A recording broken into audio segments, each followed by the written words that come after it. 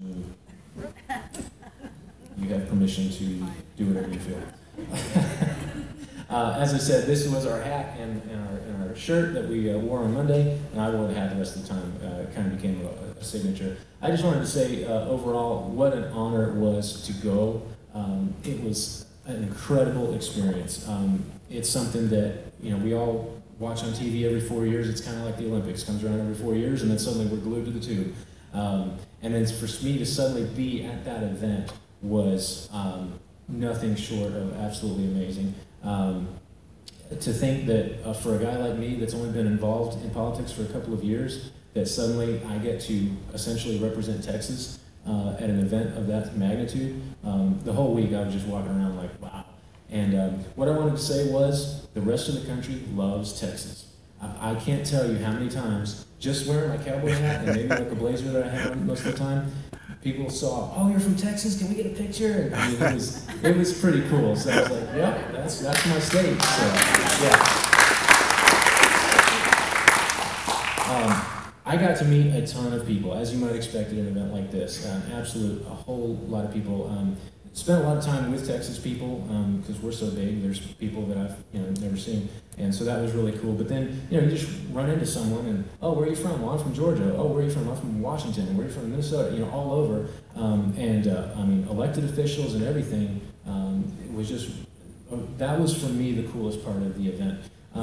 As far as the business side, I really can't say the same. I don't want to make this too negative, but I just want you guys to be aware of what's happening at the national level. Unfortunately, there is a huge move to suppress the grassroots of the Republican Party. You've probably got a sense of that already, but as someone who was there on the ground, it was rather unfortunate to see that that's what was going on. The major thing on Monday of the convention was the vote on the rules that was passed out of committee the previous week before. And unfortunately, the reason it was so resisted was because it was taking most of the decision making for the Republican Party out of the hands of the delegates and into the RNC. The RNC and the chairman have been accumulating a lot more power in the last couple of years, especially. And unfortunately, they just kind of accelerated it with this rules package. So that's why myself and a lot of other people were trying to vote no against the rules package, not because we were trying to be obstructionists, as some people tried to label us, but because we were saying we're supposed to be the party of the grassroots. We're supposed to be the party of openness, transparency, and fairness. And this rules package, it just simply was not that. So I was part of the group that was trying to get petitions signed to demand a roll call vote on the rules because all those votes that are taken to open the convention are entirely by voice vote, which you can't do a voice vote with 2,500 people on the floor. You just simply cannot tell what the actual outcome of the vote is. So what I and others like me were trying to do was to ask for a roll call vote to actually get everything in writing. And as I've told people, I don't mind losing a fight as long as I know it was fair. And unfortunately, this was not that at all. The no's on the rules vote were completely ignored. And then I won't get into it in this format, but feel free to please talk to me at any time on what happened with trying to get the petition signed. What you saw on TV was entirely staged and was not actually what was happening, and I'll just leave it at that. That was kind of the disappointing start, but as I said, I don't want to be too down about it because ultimately it was still worth me going. Even though as a delegate, I was basically stripped of all responsibility. I mean, I had people emailing me and stuff saying, hey, thank you for representing us. And I had to kind of say, well, to be honest, I wasn't really representing much. And so that was pretty disappointing. But as I said, the positive about the week was getting to meet a whole bunch of people from all over Texas and the nation, a lot of good contacts. And I hope that for the sake of this group, that some of those contacts can bear some good fruition for the future. Other than that, Tuesday night was a pretty awesome sight. That's where the roll call of the states when they actually take the vote. Again, just something you see on TV every 4 years, but then to actually be sitting there on the floor and watching everyone do what they do for the great state of Alaska casts 19 ballots, and everybody's bragging and everything. Of course, Texas was the awesomest, so is that the word, awesomest? Most awesome. And I think we did a great job, and I think we overall were well received. I will refrain public comment on the Wednesday night fiasco. Apparently, I got a lot more media coverage than I ever bargained for. And so, you know, whatever you want to read, please come talk to me about it before you draw your own conclusions, because as we all know, the media does not get it right. We appreciate the media, the voice that they have. Mr. Evans certainly locally has done a great job. I think he's been very fair with me. I wanted to say that publicly. But from a national perspective, not so much. Speaking of the media, my one impression of the week was it was basically media boot camp. Just to give you an idea, there was 5,000 delegates and alternates combined. There were 15,000 press passes issued for this event.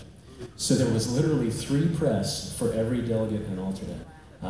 And so, in my mind, even if you take some of those as being like, you know, producers or cameramen, or say even just 1 out of 3 of those was an actual reporter, that's still 1 reporter for every delegate and alternate. It was amazing. You know, just walking down the street, I mean, literally every 50 yards, somebody's got a microphone or a camera. Hey, can I ask you questions? So I got a very intense training on how to deal with the media and just answering questions on the fly and trying to phrase things to where, you know, I can't be misconstrued too easily.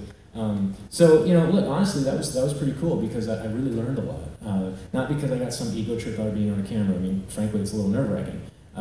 But just from an educational standpoint, and again, only being in this realm for a couple of years, suddenly I'm just like, wow, this is, you know, the Washington Post wants to talk to me? What? Some foreign press even was there. I got interviewed by the Guardian newspaper from the UK and a television station from the Ukraine, of all places. And that was pretty interesting. And then other folks I was with, some of the other delegates locally, some of them got interviewed by like French TV and other European places. I think South America even had some press there. So that was for me one of the most fascinating aspects of being there, was just seeing the massive press coverage. Of course, all the Texas stations were mostly around the Texas delegation, so Dallas Morning News, even Paul Gleiser, who owns a couple of radio stations in Tyler, he was there, so I actually got to meet him, a guy that I've heard on the radio for years, so that was pretty cool, because he was actually there on his own behalf for his own stations, so that was pretty cool. And then Thursday, it may have gotten out that I was not on the floor for the acceptance speech, and that is true. What I did is, because I have historically been a Cruz supporter, and I was pretty upset about the proceedings, I decided that I did not want to be on the floor for that speech. I didn't think, out of principle, that that would be proper. So what I did do is I exchanged my badge with one of our local alternates. In fact, it was Ms. Kendall Jessup, who some of you are familiar with. She's also from Longview, and I let her be on the floor because she was okay with that. So at no time did I ever storm off the floor like some people have tried to characterize me. I just want you all to know that publicly, okay? Everything was in order, but as a delegate, I was entitled to express my opinion on what was happening. So that's Jeremiah the delegate, and I'm very happy to have that experience. But frankly, I'm glad to be back in Texas. Cleveland was great, it really was, as a city and as an experience. But nothing compares to Texas, so I'm glad to be back. I just wanted to give that little impressions and let you see the shirt and the hat that we wore. I won't be dressed this way all the time, although I think it's a pretty spiffy shirt myself. But anyway, but the hat I think is going to have to become a trademark, because that apparently is a big hit. So that's Jeremiah the delegate, and I will now return to being Jeremiah the local Tea Party guy. And